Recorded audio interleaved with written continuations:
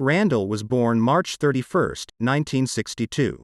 His mother Randall May Pokrzywinski was domestically abused by Randall's biological father. He grew up hating to see people mistreated, especially defenseless women and children. They divorced and she got married to Dennis Pokrzywinski, a Vietnam veteran, who adopted Randall and his brother. 1987. He was a 25-year-old, SP5 in the Army, who suffered of an untreated depression. He was married, but wasn't able to become a father because of his wife's infertility and tumor. His friends were offering him drugs. He used to buy Valium tablets because of his depression, and took high dose without any medical prescription. 3 or 4 days before the 13th of June 1987, Vernon Edwards came over to David Dean Walker's house wanting to buy some cocaine. David was not there at the time, so Edwards was trying to get Tammy Austin and Dana Jones to do some crystal meth, but they didn't do it. Tammy Austin went to take a shower and Dana was in the living room, when she noticed that Edwards was not around her anymore. Dana got up and went to the back bedroom and saw Edwards staring at Tammy taking a shower. Dana was terrorized. She ran away and went to find Randall and told him what Edward was doing, sexually harassing Tammy Austin and her. Randall went there and grabbed Edwards and told him to get out of the house. The same day, like around 10 o'clock in the morning, Randall was over his older brother's house. Wayne Sisk and Edwards came there to buy some marijuana from Randall's brother. He asked to Wayne Sisk if he had 2 pounds of marijuana. Wayne Sisk told him, yes. Edwards asked if Wayne Sisk would front him the 2 pounds. Wayne Sisk told him no, so Edwards told that he would put his car up until he brought Wayne the money for the marijuana. Deal made. Edwards left. Randall didn't see Edwards until the 13th of June. On June 13, 1987, Randall, David Walker, Tammy Austin, Connie Cobb Pokrzywinski, Mike Worley, Dana Jones were having a barbecue at David's house. At the time, everyone was drinking and doing drugs. They were in the backyard of David Walker's house. Tammy Austin, that lived with David, came there. She said that Tammy Faust was inside the house, saying that Edwards had just raped her. They all went inside the house and Tim Bird and Tammy Faust were in there. Tammy was crying and Tim Bird said that Edwards raped Tammy. Randall said that he was going to Edwards's house. Tim Bird told to Randall that there were other people at Edwards's house. So David, who was worried for Randall, said that he is going too with him because of those dangerous people being at Edwards's house, and told Tammy Austin to get his gun for protecting themselves. Randall got his gun, a shotgun. Mike said that he will drive. They got to Edwards's house. There was no other cars there. David Walker said that he will go see if there is anyone there, so he went to the door. David Walker came back and said there is no one there but Edwards. So David and Randall went back to the house and went in. Edwards then came back from the other room. Randall was sitting in a chair and David was standing up. David asked Edwards if he had the money he owed him.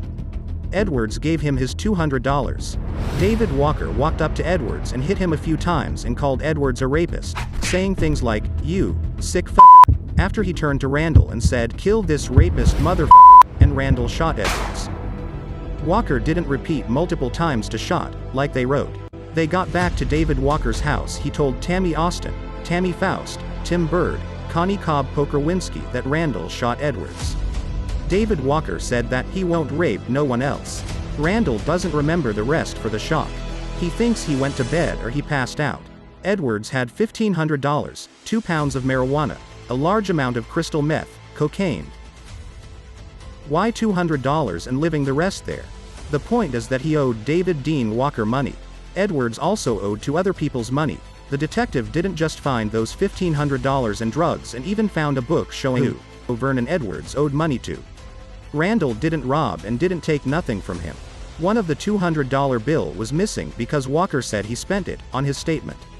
They couldn't accuse Randall of having committed a robbery. There was those proof, money, drugs and the book. But still, Randall was sentenced to life imprisonment without parole and wrongfully convicted of capital crime, murder during a robbery in the 1st degree, for shooting a drug dealer who sexually harassed and abused his friends. On June 14, 1987, Randall was arrested. Retired Lieutenant Charles Richard Franklin, sergeant at the time, wrote Randall's statement while he was intoxicated.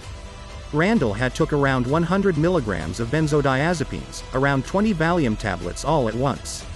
He had a blackout and wasn't able to read, write, remember, understand what was happening around him.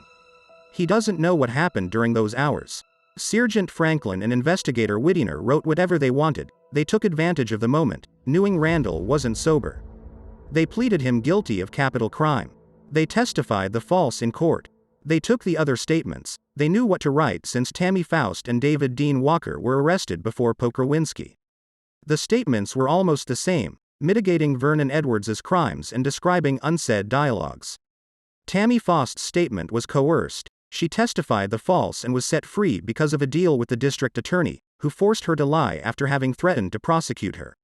Sergeant Franklin was promoted to lieutenant. The trial wasn't fair. The jury was tampered. His mother Lula Pokrzywinski, and his aunt Glenda Berry, married with Charles Berry, former retired Capitan of the Criminal Investigation Division of Madison County Sheriff's Office, saw Eileen Edwards, Vernon Edwards's mother, talking with two female jurors during a court recess in the restroom. Bruno Procopio, an investigator for the Madison County District Attorney's Office, spoke with a juror during the trial.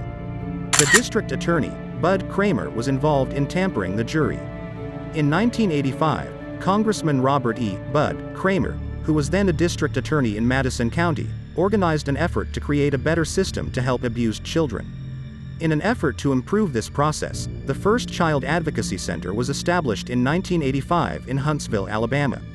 But, in 1987 he did everything possible for making sure Tammy Faust wouldn't have said she was sexually abused by the drug dealer, Vernon Edwards.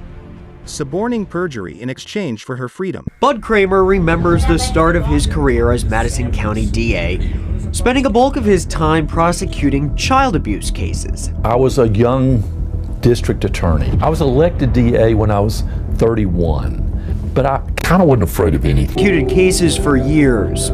He served in the United States House of Representatives, but for Kramer, all of that pales in comparison. Good work he did at the end. Doesn't get any better than this.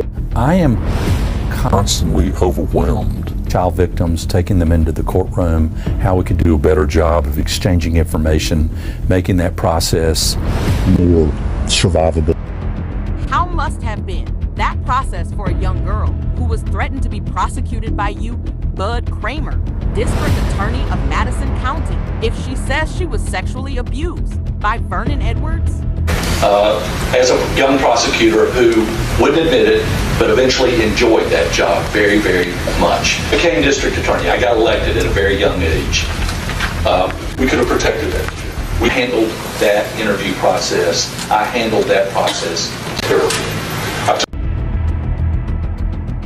I took several cases to court, and court was over with, sometimes successful prosecution, sometimes not. Was it a successful prosecution, wrongfully convicting Randall Ray Pokrzywinski of capital crime murder during a robbery in the first degree for having shot the drug dealer who sexually harassed his friends Diana Jones, Tammy Austin, and sexually abused Tammy Faust? That job, looking back on it, is the best job I ever had. I am Bud Kramer, the founder of the National Children's Advocacy Center. Heart began, you confront the evils of our society and you heal the victims. You prevent potential victims from experiencing the horrors of abuse.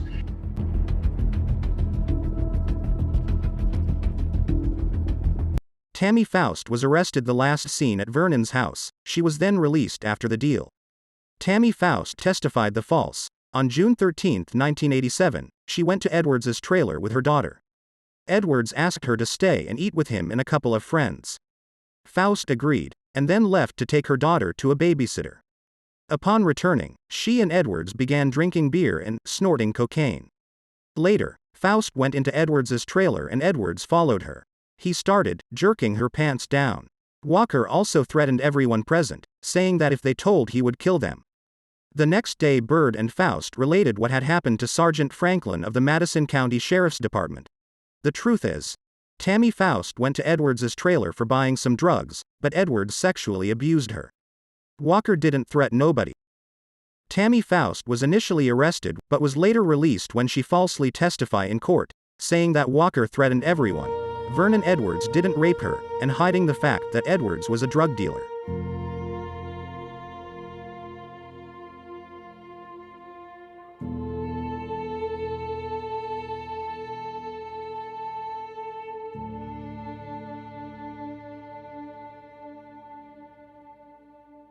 Mark Sandlin, retired Madison County Chief Deputy District Attorney, was his public defender. He extorted money from Randall's parents, telling them he needed money for representing him better, but he was still being paid by the county. Unprofessional errors were made by his attorney. The well-founded jury tampering claim was procedurally barred because raised at trial but not on direct appeal, plus the other matters like the material proof of innocence got time barred because he didn't raise them, and he said to Randall that he couldn't do no more nothing. He didn't put the witnesses on the stand. At trial, when the well-founded jury tampering claim was raised, Bruno Procopio, investigator of the district attorney's office, talking with a juror, Sandlin didn't fight for a mistrial and the judge did not declare it. There wasn't enough proof for convicting him of capital crime. Actually, there was the evidence of his innocence, but the tampered jury's verdict was death penalty. Judge Snodgrass overrided the tampered jury's verdict because of the material proof found, and Randall was sentenced to life imprisonment without parole. When Judge John David Snodgrass retired, Randall wrote him a letter. John David Snodgrass replied, "This letter, which is still preserved in his documents, is proof that something fishy happened in his trial. It said, 'I know you received an unfair sentence, the trial wasn't fair, but there was nothing I could do, I was just a judge.'" At that exact moment, knowing about the jury tampering, the well-founded matter was raised at trial. He should have declared a mistrial, but he didn't. Even though he knew it wasn't fair, he declared himself powerless. Randall was supposed to get 20 years sentence for that voluntary manslaughter. He didn't commit a murder in the first degree or second degree and didn't commit a robbery. Vernon Edwards' father, Roy Edwards, called Randall's parents. They talked to the phone. He was sorry for his wife's actions. He said they were divorcing, and Randall didn't deserve his unfair sentence and trial. David Dean Walker, who passed away in prison, and the other witnesses received death treats. David and Randall were given the maximum penalty because of those people who interfered with justice, who threatened David to death. They were involved in drug trafficking and gun violence. The court covered Vernon Edwards' drug trafficking business. During the trial, his mother was sobbing and screaming, "My son was murdered," and then seen talking with the jurors. Randall's wrongfully conviction was a premeditated act of corruption. He served almost 15 years more than he should have done. And Randall Ray Pokrzywinski, after 35 years, keeps being incarcerated in the most violent maximum security prison in Alabama, serving life without parole for shooting his friend's rapist when he found out about the rape, a crime caused by the heat of passion.